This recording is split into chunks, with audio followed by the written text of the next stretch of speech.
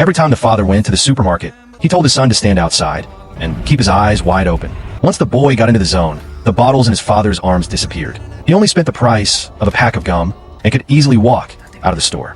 It turned out the boy had a magical superpower. He could trick anyone's mind and create illusions. But this time something went wrong. A girl suddenly interrupted his power. The grandma immediately snapped out of it. She raised a hammer to teach them a lesson. Just as she lifted her hand, the boy shouted to stop her. He raised a gun and pointed it at her. The grandma screamed and held her stomach, but the boy had only made a gun gesture. It was just an illusion. Then the boy walked into a bank, trying to cash a $50,000 check. The teller was shocked by the large amount. She held the check and prepared to go find a manager to verify it. The boy had to use his power again. You read it wrong.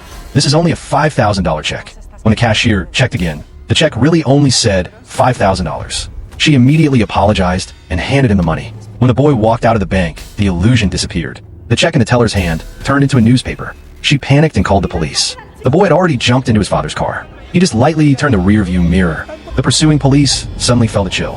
Hail started to fall from the clear sky. The road froze. Then the police car lost control, rolled over, and slid all the way to a gas station.